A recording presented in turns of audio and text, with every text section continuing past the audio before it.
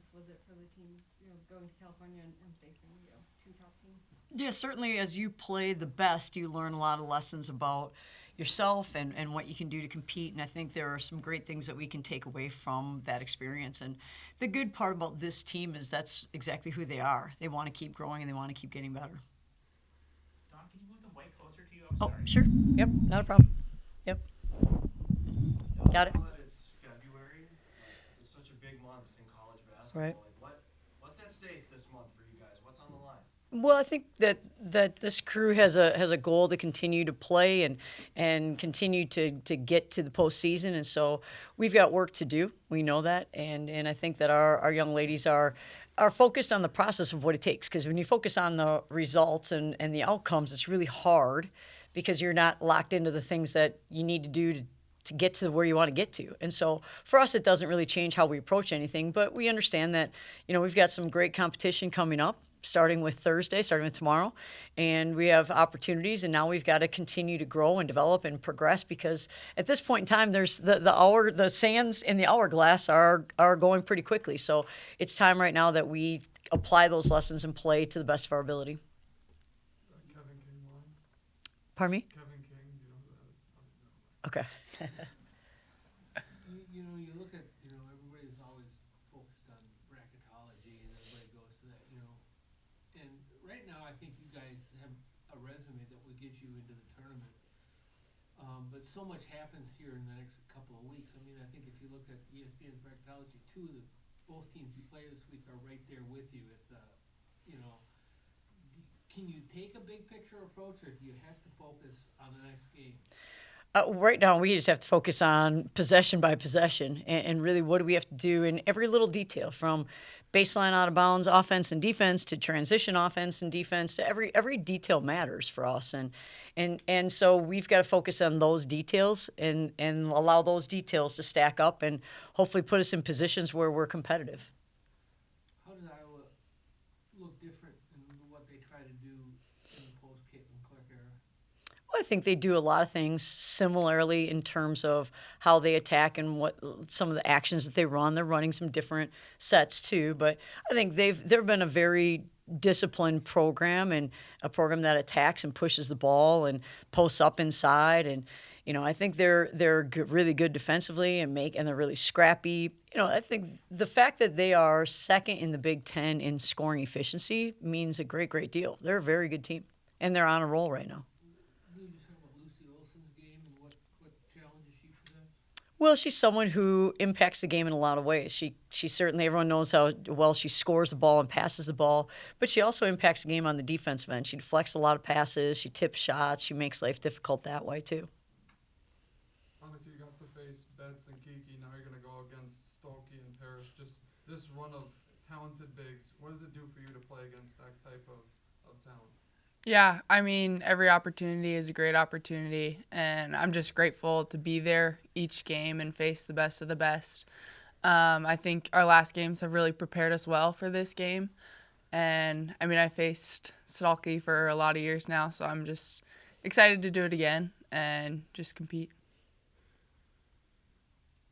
Annika, you've been on teams that have kind of pushed their way into the tournament. You know how important this time of the year is. Is there anything you could say to your teammates, as this kind of, stretch run of the season starts? Yeah, I mean, I've just been telling them to stay present. I think, every practice matters. Like she said, every possession matters. So I'm really just trying to be present myself and then preach that to the rest of the team. I think our next games are important, but we got to focus on what we can. Coach, playing two of the top teams in the country, had a great second half against USC and a pretty solid first half as well against UCLA. Just how do you kind of mold those two together to play the full game? Yeah, that's a great question. That'd be awesome. We could do that. I think ultimately there were different lessons that we learned in the USC game. I thought we kind of got sped up early in the game, and then once we adjusted, did a much better job.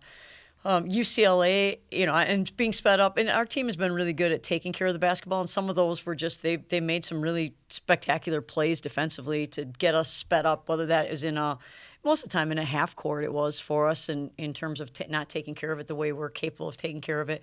And then I thought we did a better job starting the game against UCLA. It's just that when you play against that caliber of competition, it seems like as soon as you miss an opportunity to score at the rim, or you didn't take care of the ball, or you didn't get a defensive rebound, they make you pay. They can kind of impose their will on you. And when they impose their will and all of a sudden it's a few possessions in a row, it goes from a game that's within striking distance, where it was, I think, with 9 minutes to go, it was a 9-point game, something along those lines, to a couple of those plays don't go your way and it's not in striking distance anymore. So that's the quality of those teams, and it's the same thing, but those are lessons for us to learn, that every moment matters, being present. Every possession, our best, being locked into that possession really matters, because we stack some of those in our favor and things can go the other way.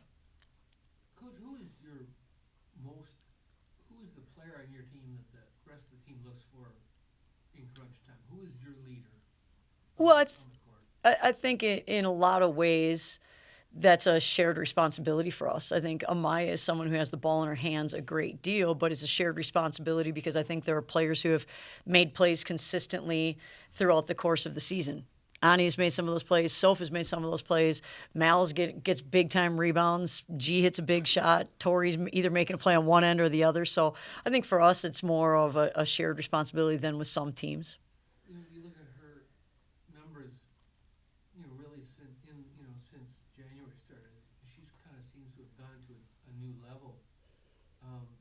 What in your mind is the key to that? I mean, is her confidence increasing? Is she just looking to do different things, or what's going on?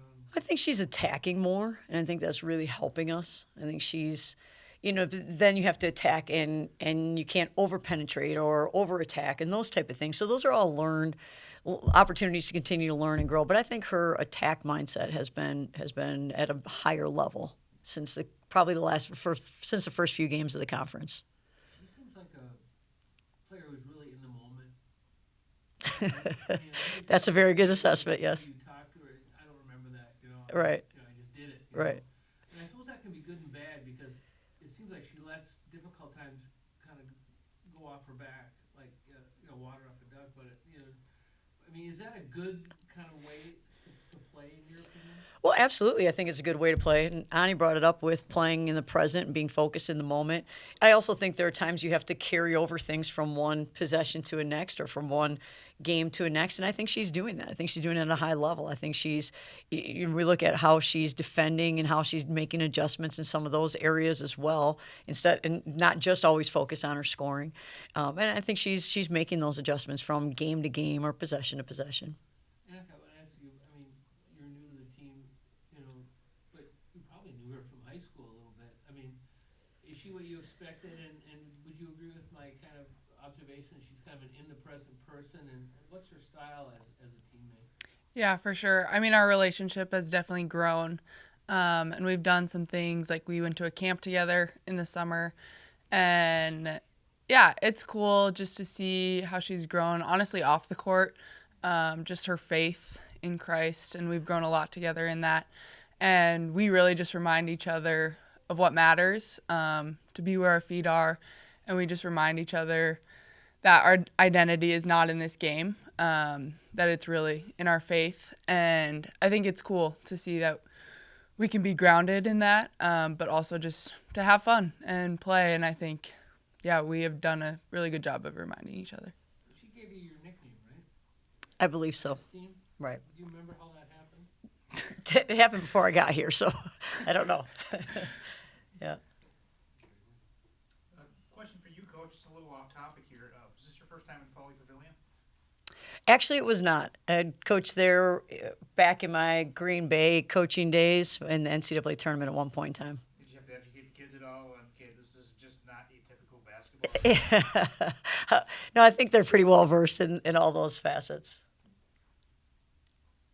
I know Mara's chomping at the bit to get back. How close is she to overtime? Well, she had some really good results yesterday, or maybe it's been in the past few days. I think it was yesterday.